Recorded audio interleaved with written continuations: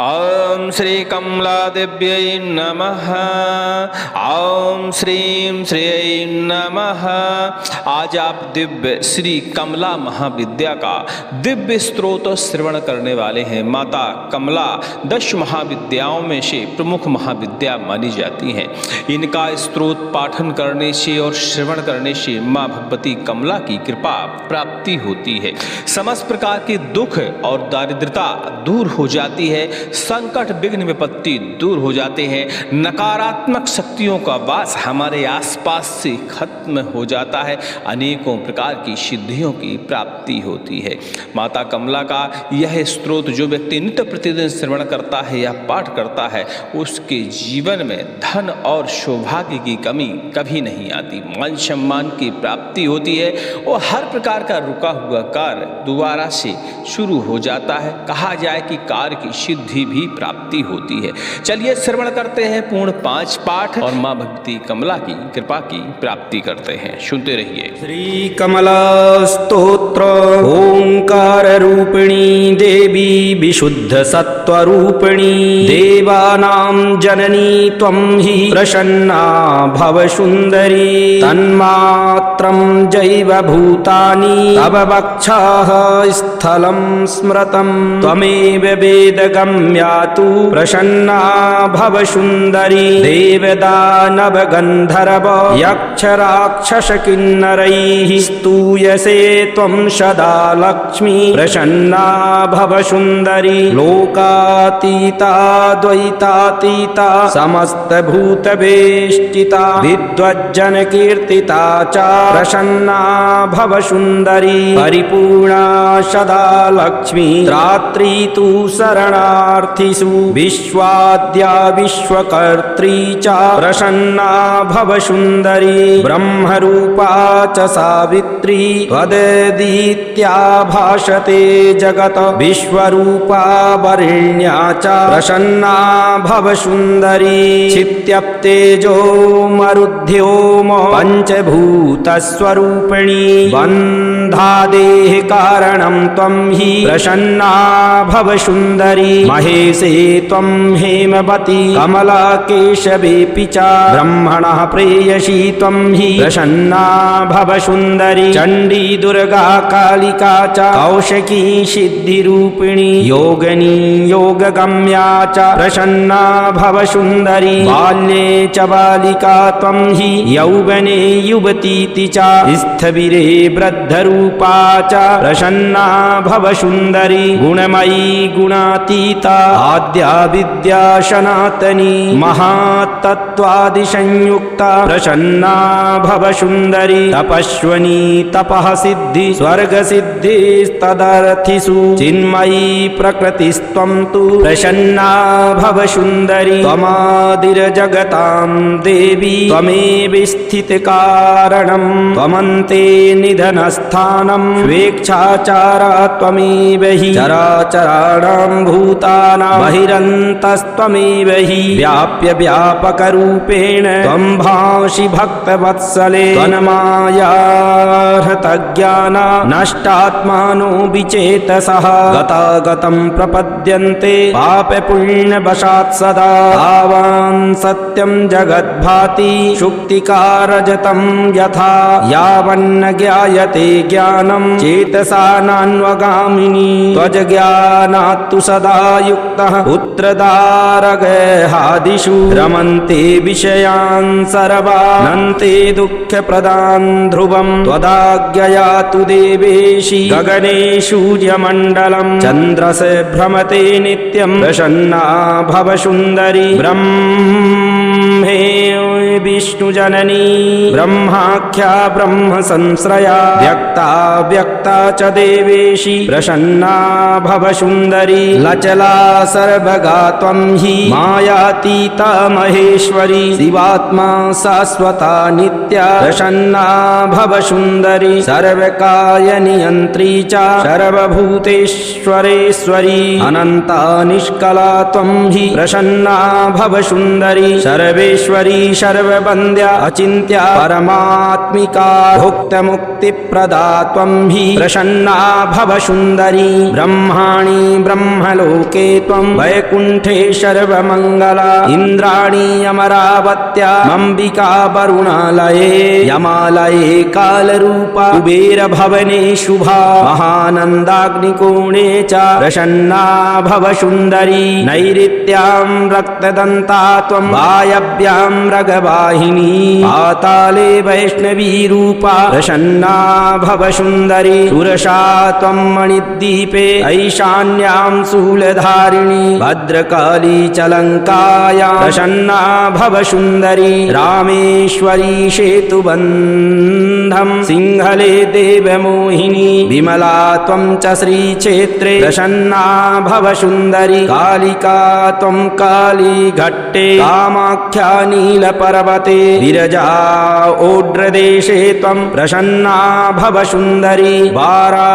वाराणस्यामन्नपूर्णा अयोध्यायां महेश्वरी गयासुरी गयाधाम्नि प्रसन्ना भव सुन्दरी भद्रकाली कुरुक्षेत्रे पञ्चकात्यायनी व्रजे महामाया द्वारकायां प्रसन्ना भव सुन्दरी क्षुधा त्वं सर्वजीवानां बेला च सागरस्य हि महेश्वरी मथुरायां प्रसन्ना भव सुन्दरी रामस्य जानकी त्वं च शिवस्य मनमोहिनी दक्षस्य दुहिता चैव प्रसन्ना भव सुन्दरी विष्णुभक्तिप्रदा त्वं च कंसासुरविनाशिनी रावणनाशिनी चैव प्रसन्ना भव सुन्दरी लक्ष्मीस्तोत्रमिदं पुण्यं यः पठेत् भक्तिसंयुतः सर्वज्वरभयं नश्येत् सर्वव्याधिनिवारणम् इदं स्तोत्रं महापुण्यमापदुद्धारकारणं त्रिसन्ध्यमेकसन्ध्यं वा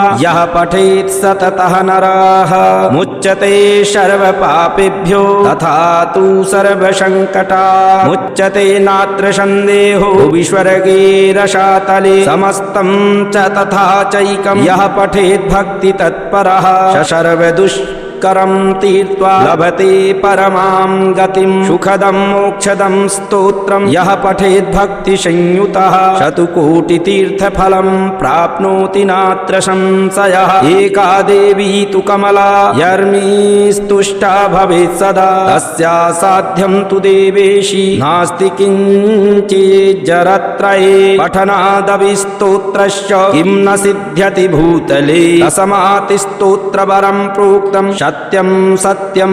हि पार्वती। ॐ श्रीकमलादेव्यै नमः। ॐ श्रीकमलादेव्यै नमः। ॐ श्रीकमलादेव्यै नमः। श्रीकमलास्तोत्र ओंकाररूपिणी देवी विशुद्धसत्त्वरूपिणी देवानां जननी त्वं हि प्रसन्ना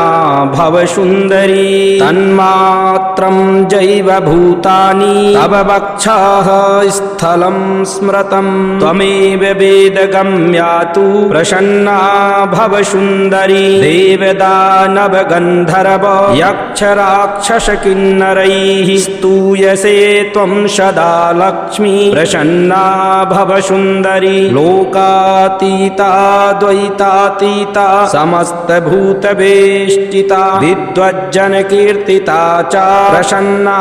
भव सुन्दरी परिपूर्णा सदा लक्ष्मी त्रात्री तु शरणार्थिषु विश्वाद्या विश्वकर्त्री च प्रसन्ना भव सुन्दरी ब्रह्मरूपा च सावित्री त्वदीत्या भाषते जगत विश्वरूपा वरेण्या च प्रसन्ना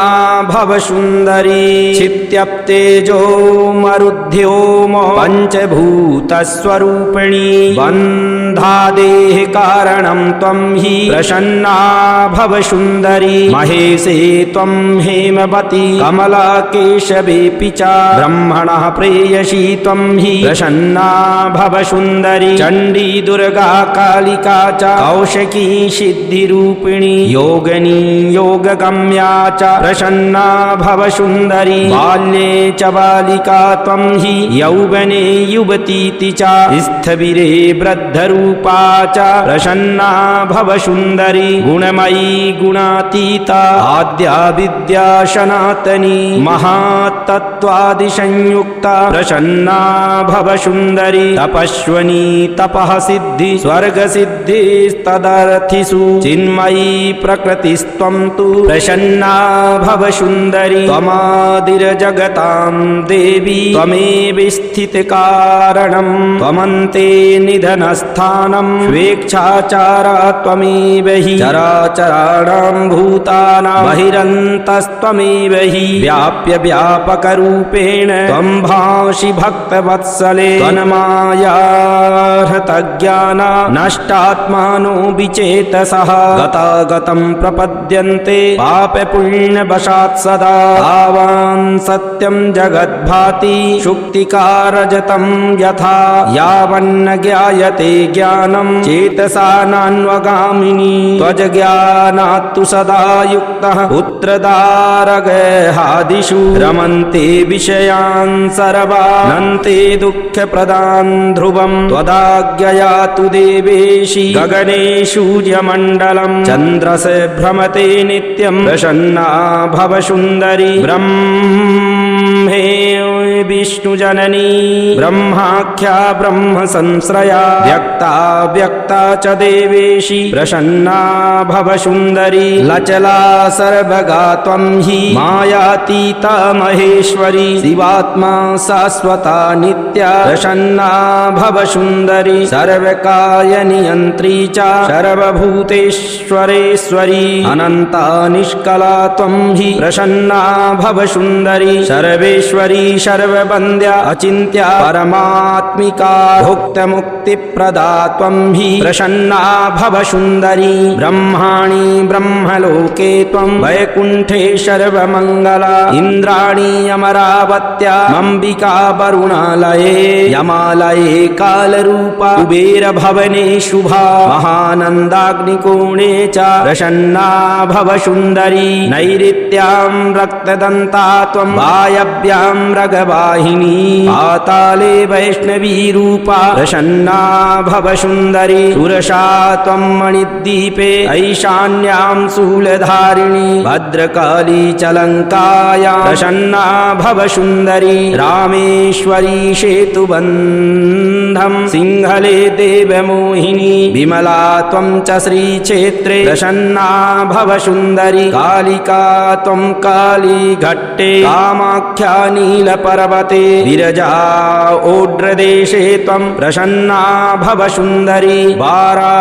वाराणस्यामन्नपूर्णा अयोध्यायां महेश्वरी गयासुरी गयाधाम्नि प्रसन्ना भव सुन्दरी भद्रकाली कुरुक्षेत्रे पञ्चकात्यायनी व्रजे महामाया द्वारकायां प्रसन्ना भव सुन्दरी क्षुधा त्वं सर्वजीवानां बेला च सागरस्य हि महेश्वरी मथुरायां प्रसन्ना भव सुन्दरी रामस्य जानकी त्वं च शिवस्य मनमोहिनी दक्षस्य दुहिता चैव प्रसन्ना भव सुन्दरी विष्णुभक्तिप्रदा त्वं च कंसासुरविनाशिनी रावणनाशिनी चैव प्रसन्ना भव सुन्दरी लक्ष्मीस्तोत्रमिदं पुण्यं यः पठेत् भक्तिसंयुतः सर्वज्वरभयं नश्येत् सर्वव्याधिनिवारणम् इदं स्तोत्रं महापुण्यमापदुद्धारकारणं त्रिसन्ध्यमेकसन्ध्यं वा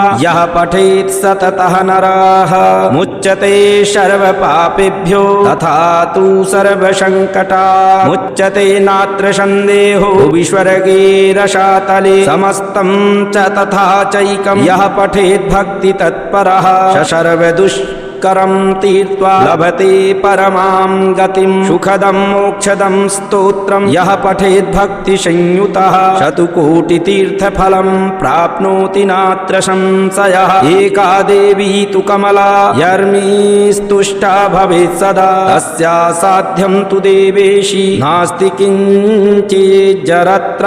पठनादविस्तोत्रस्य किं न सिद्ध्यति भूतले तस्मात्स्तोत्रवरं प्रोक्तं सत्यं सत्यं हि पार्वती। ॐ श्रीकमलादेव्यै नमः।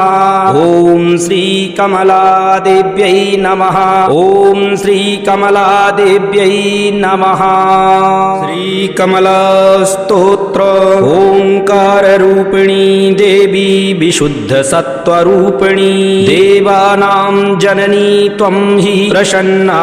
भव सुन्दरी तन्मात्रं जैव भूतानि तव वक्षः स्थलं स्मृतं त्वमेव वेदगम्या तु प्रसन्ना भव सुन्दरी देवदानवगन्धर्व यक्षराक्षसकिन्नरैः स्तूयसे त्वं सदा लक्ष्मी प्रसन्ना भव सुन्दरी लोकातीता द्वैतातीता समस्तभूतवेष्टिता विद्वज्जनकीर्तिता च प्रसन्ना भव सुन्दरी परिपूर्णा सदा लक्ष्मी त्रात्री तु शरणार्थिषु विश्वाद्या विश्वकर्त्री च प्रसन्ना भव सुन्दरी ब्रह्मरूपा च सावित्री त्वदीत्या भाषते जगत् विश्वरूपा वरेण्या च प्रसन्ना भव सुन्दरी छित्यप्तेजो मरुद्योम पञ्चभूतस्वरूपिणी बन्धादेः कारणं त्वं हि प्रसन्ना भव सुन्दरी महेशे त्वं हेमवती कमलाकेशवेऽपि च ब्रह्मणः प्रेयसी त्वं हि प्रसन्ना भव सुन्दरी चण्डी दुर्गा कालिका च कौशकी सिद्धिरूपिणी योगिनी योगगम्या च प्रसन्ना भव सुन्दरी बाल्ये च बालिका त्वं हि यौवने युवतीति च स्थविरे वृद्धरूपा च प्रसन्ना भव सुन्दरी गुणमयी गुणातीता आद्या विद्या सनातनी महातत्त्वादिसंयुक्ता प्रसन्ना भव सुन्दरी तपस्विनी तपः सिद्धि स्वर्गसिद्धिस्तदर्थिषु चिन्मयी प्रकृतिस्त्वं तु प्रसन्ना भव सुन्दरी त्वमादिर्जगतां देवी त्वमेव स्थितकारणं त्वमन्ते निधनस्थानं स्वेच्छाचारा त्वमेव हि चराचराणां भूतानां बहिरन्तस्त्वमेव हि व्याप्य व्यापकरूपेण त्वं भासि भक्तवत्सले त्वन्मायाहृतज्ञाना नष्टात्मानो विचेतसः गतागतं प्रपद्यन्ते पापपुण्यवशात् सदा तावान् सत्यं जगद्भाति शुक्तिकारजतं यथा यावन्न ज्ञायते ज्ञानं चेतसा नान्वगामिनी त्वज्ज्ञानात्तु सदा युक्तः पुत्रदारगेहादिषु रमन्ते विषयान् सर्वानन्ते दुःखप्रदान् ध्रुवं त्वदाज्ञया तु देवेशि गगने सूर्यमण्डलं चन्द्रसे भ्रमते नित्यं प्रसन्ना भव सुन्दरी ब्रह्मे विष्णुजननी ब्रह्माख्या ब्रह्मसंश्रया व्यक्ता व्यक्ता च देवेशि प्रसन्ना भव सुन्दरी लचला सर्वगा त्वं हि मायातीता महेश्वरी शिवात्मा शाश्वता नित्या प्रसन्ना भव सुन्दरी सर्वकायनियन्त्री च सर्वभूतेश्वरेश्वरी अनन्ता निष्कला त्वं हि प्रसन्ना भव सुन्दरी सर्वेश्वरी सर्ववन्द्या अचिन्त्या परमात्मिका भुक्तमुक्तिप्रदा त्वं हि प्रसन्ना भव सुन्दरी ब्रह्माणि ब्रह्मलोके त्वं वैकुण्ठे सर्वमङ्गला इन्द्राणि अमरावत्या अम्बिका वरुणालये यमालये कालरूपा कुबेरभवने शुभा महानन्दाग्निकोणे च प्रसन्ना भव सुन्दरी नैऋत्यां रक्तदन्ता त्वं वायव्यां रगवा वाहिनी पाताले वैष्णवी रूपा प्रसन्ना भव सुन्दरी सुरसा त्वं मणिद्वीपे ऐशान्यां शूलधारिणी भद्रकाली च लङ्कायां प्रसन्ना भव सुन्दरी रामेश्वरी सेतुबन्धं सिंहले देवमोहिनी विमला त्वं च श्रीक्षेत्रे प्रसन्ना भव सुन्दरी कालिका त्वं कालीघट्टे कामाख्या नीलपर्वते विरजा ओड्रदेशे त्वं प्रसन्ना भव सुन्दरी वाराणस्यामन्नपूर्णा अयोध्यायां महेश्वरी गयासुरी गयाधाम्नि प्रसन्ना भव सुन्दरी भद्रकाली कुरुक्षेत्रे त्वं च कात्यायनी व्रजे महामाया द्वारकायां प्रसन्ना भव सुन्दरी क्षुधा त्वं सर्वजीवानां बेला च सागरस्य हि महेश्वरी मथुरायां प्रसन्ना भव सुन्दरी रामस्य जानकी त्वं च शिवस्य मनमोहिनी दक्षस्य दुहिता चैव प्रसन्ना भव सुन्दरी विष्णुभक्तिप्रदा त्वं च कंसासुरविनाशिनी रावणनाशिनी चैव प्रसन्ना भव सुन्दरी लक्ष्मीस्तोत्रमिदं पुण्यं यः पठेत् भक्तिसंयुतः सर्वज्वरभयं नश्येत् सर्वव्याधिनिवारणम् इदं स्तोत्रं महापुण्यमापदुद्धारकारणं त्रिसन्ध्यमेकसन्ध्यं वा यः पठेत् सततः नराः मुच्यते सर्वपापेभ्यो तथा तु सर्वसङ्कटा मुच्यते नात्र सन्देहो विस्वर्गे रसातले समस्तं च तथा चैकं यः पठेत् भक्तितत्परः स सर्वदुष्करं तीर्त्वा लभते परमां गतिं सुखदं मोक्षदं स्तोत्रं यः पठेत् भक्तिसंयुतः शतकोटितीर्थफलं प्राप्नोति नात्र संशयः एका देवी तु कमला यर्मीस्तुष्टा भवेत् सदा तस्या साध्यं तु देवेशी नास्ति किञ्चिज्जरत्रये पठनादविस्तोत्रस्य किं न सिद्ध्यति भूतले तस्मात्स्तोत्रवरं प्रोक्तं सत्यं सत्यं हि पार्वती। ॐ श्रीकमलादेव्यै नमः। ॐ श्रीकमलादेव्यै नमः। ॐ श्रीकमलादेव्यै नमः। श्रीकमलास्तोत्र ओंकाररूपिणी देवी विशुद्धसत्त्वरूपिणी देवानां जननी त्वं हि प्रसन्ना भव सुन्दरी तन्मात्रं जैव भूतानि तव वक्षः स्थलं स्मृतं त्वमेव वेदगम्या तु प्रसन्ना भव सुन्दरी देवदानवगन्धर्व यक्षराक्षसकिन्नरैः स्तूयसे त्वं सदा लक्ष्मी प्रसन्ना भव सुन्दरी लोकातीता द्वैतातीता समस्तभूतवेष्टिता विद्वज्जनकीर्तिता च प्रसन्ना भव सुन्दरी परिपूर्णा सदा लक्ष्मी त्रात्री तु शरणार्थिषु विश्वाद्या विश्वकर्त्री च प्रसन्ना भव सुन्दरी ब्रह्मरूपा च सावित्री त्वदीत्या भाषते जगत विश्वरूपा वरेण्या च प्रसन्ना भव सुन्दरी क्षित्यप्तेजो मरुद्योम पञ्चभूतस्वरूपिणी बन्धादेः कारणं त्वं हि प्रसन्ना भव सुन्दरी महेशे त्वं हेमवती कमलाकेशवेऽपि च ब्रह्मणः प्रेयसी त्वं हि प्रसन्ना भव सुन्दरी चण्डी दुर्गा कालिका च कौशकी सिद्धिरूपिणी योगिनी योगगम्या च प्रसन्ना भव सुन्दरी बाल्ये च बालिका त्वं हि यौवने युवतीति च स्थविरे वृद्धरूपा च प्रसन्ना भव सुन्दरी गुणमयी गुणातीता आद्या विद्या सनातनी महातत्त्वादिसंयुक्ता प्रसन्ना भव सुन्दरी तपस्वनी तपः सिद्धि स्वर्ग सिद्धिस्तदर्थिषु चिन्मयी प्रकृतिस्त्वं तु प्रसन्ना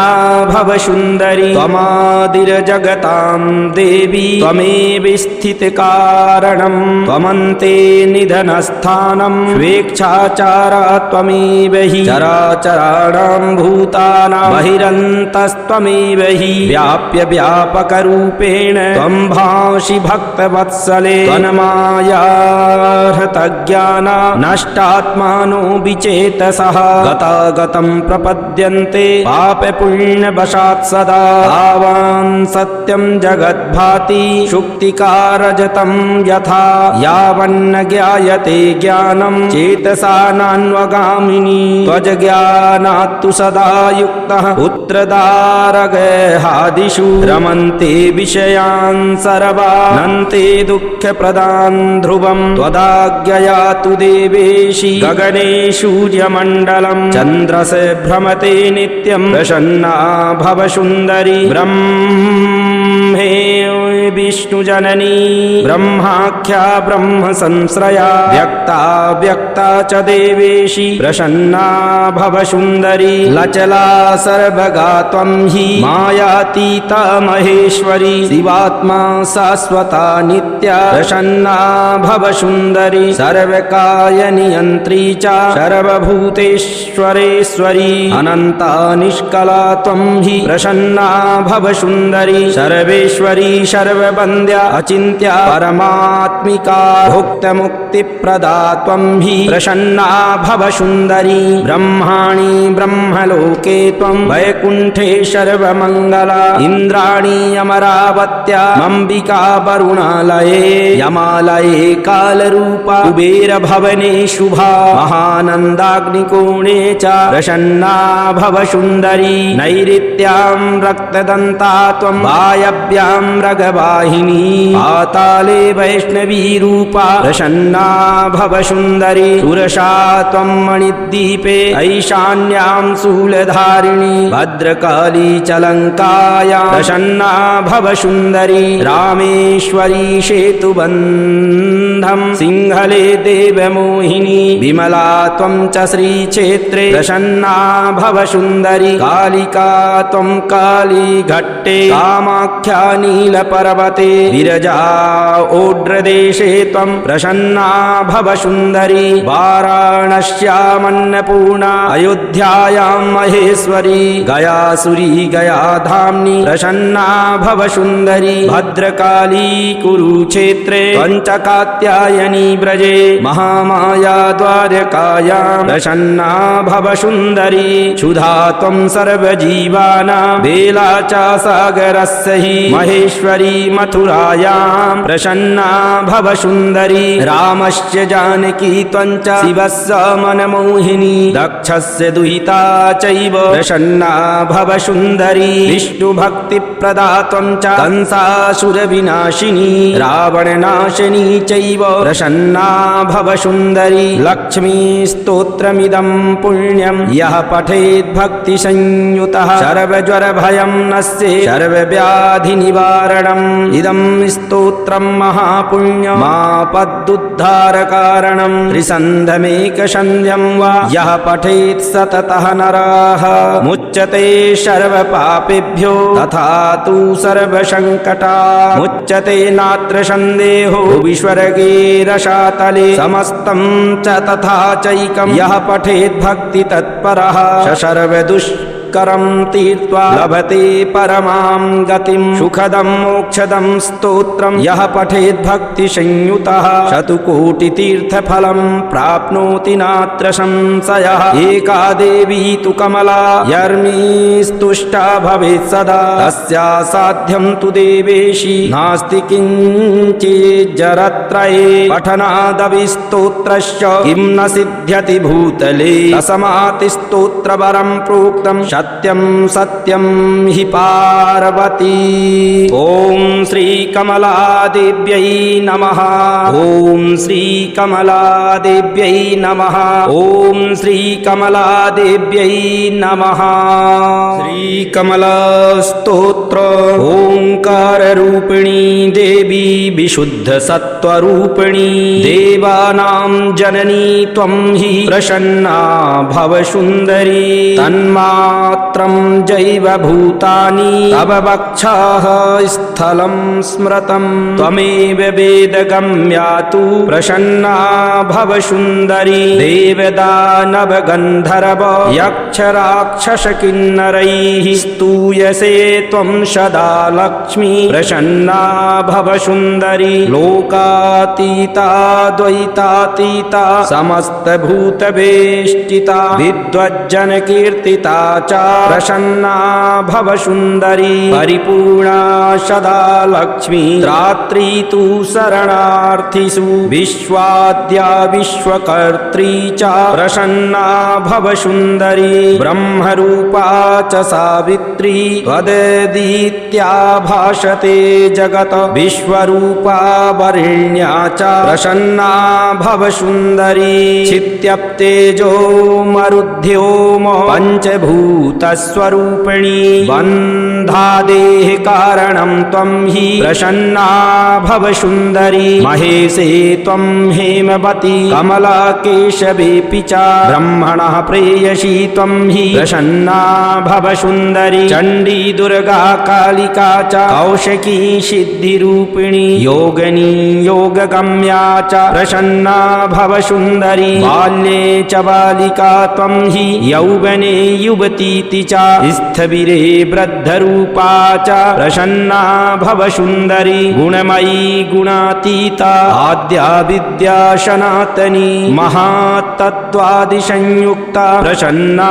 भव सुन्दरी तपस्विनी तपः सिद्धि स्वर्गसिद्धिस्तदर्थिषु चिन्मयी प्रकृतिस्त्वं तु प्रसन्ना भव सुन्दरी त्वमादिर्जगतां देवी त्वमेव स्थितकारणं त्वमन्ते निधनस्थानं स्वेच्छाचारा त्वमेव हि चराचराणां भूतानां बहिरन्तस्त्वमेव हि व्याप्य व्यापकरूपेण त्वं भासि भक्तवत्सले त्वन्मायाहृतज्ञाना नष्टात्मानो विचेतसः गतागतं प्रपद्यन्ते पापपुण्यवशात् सदा तावान् सत्यं जगद्भाति शुक्तिकारजतं यथा यावन्न ज्ञायते ज्ञानं चेतसा नान्वगामिनी त्वज्ज्ञानात्तु सदा युक्तः पुत्रदारगेहादिषु रमन्ते विषयान् सर्वानन्ते दुःखप्रदान् ध्रुवं त्वदाज्ञया तु देवेशि गगने सूर्यमण्डलं चन्द्रसे भ्रमते नित्यं प्रसन्ना भव सुन्दरी ब्रह्मे विष्णुजननी ब्रह्माख्या ब्रह्मसंश्रया व्यक्ता व्यक्ता च देवेशि प्रसन्ना भव सुन्दरी लचला सर्वगा त्वं हि मायातीता महेश्वरी शिवात्मा शाश्वता नित्या प्रसन्ना भव सुन्दरी सर्वकायनियन्त्री च सर्वभूतेश्वरेश्वरी अनन्ता निष्कला त्वं हि प्रसन्ना भव सुन्दरी सर्वेश्वरी सर्ववन्द्या अचिन्त्या परमात्मिका भुक्तमुक्तिप्रदा त्वं हि प्रसन्ना भव सुन्दरी ब्रह्माणि ब्रह्मलोके त्वं वैकुण्ठे सर्वमङ्गला इन्द्राणि अमरावत्या अम्बिका वरुणालये यमालये कालरूपा कुबेरभवने शुभा महानन्दाग्निकोणे च प्रसन्ना भव सुन्दरी नैऋत्यां रक्तदन्ता त्वं वायव्यां रगवाहिनी पाताले वैष्णवी रूपा प्रसन्ना भव सुन्दरी सुरसा त्वं मणिद्वीपे ऐशान्यां शूलधारिणी भद्रकाली च लङ्कायां प्रसन्ना भव सुन्दरी रामेश्वरी सेतुबन्धं सिंहले देवमोहिनी विमला त्वं च श्रीक्षेत्रे प्रसन्ना भव सुन्दरी कालिका त्वं कालीघट्टे कामाख्या नीलपर्वते विरजा ओड्रदेशे त्वं प्रसन्ना भव सुन्दरी वाराणस्यामन्नपूर्णा अयोध्यायां महेश्वरी गयासुरी गयाधाम्नि प्रसन्ना भव सुन्दरी भद्रकाली कुरुक्षेत्रे पञ्चकात्यायनी व्रजे महामाया द्वारकायां प्रसन्ना भव सुन्दरी क्षुधा त्वं सर्वजीवानां बेला च सागरस्य हि महेश्वरी मथुरायां प्रसन्ना भव सुन्दरी रामस्य जानकी त्वञ्च शिवस्य मनमोहिनी दक्षस्य दुहिता चैव प्रसन्ना भव सुन्दरी विष्णुभक्तिप्रदा त्वञ्च कंसासुरविनाशिनी रावणनाशिनी चैव प्रसन्ना भव सुन्दरी लक्ष्मीस्तोत्रमिदं पुण्यं यः पठेत् भक्तिसंयुतः सर्वज्वरभयं नश्येत् सर्वव्याधिनिवारणम् इदं स्तोत्रं महापुण्यमापदुद्धारकारणं त्रिसन्ध्यमेकसन्ध्यं वा यः पठेत् सततः नराः मुच्यते सर्वपापेभ्यो तथा तु सर्वसङ्कटात् मुच्यते नात्र सन्देहो विस्वर्गे रसातले समस्तं च तथा चैकं यः पठेत् भक्तितत्परः स सर्वदुष्करं तीर्त्वा लभते परमां गतिं सुखदं मोक्षदं स्तोत्रं यः पठेत् भक्तिसंयुतः शतकोटितीर्थफलं प्राप्नोति नात्र संशयः एका देवी तु कमला यर्मीस्तुष्टा भवेत् सदा तस्या साध्यं तु देवेशी नास्ति किञ्चिज्जरत्रये पठनादविस्तोत्रस्य किं न सिद्ध्यति भूतले तस्मात् स्तोत्रवरं प्रोक्तं सत्यं सत्यं हि पार्वती। ॐ श्रीकमलादेव्यै नमः। ॐ श्रीकमलादेव्यै नमः। ॐ श्रीकमलादेव्यै नमः।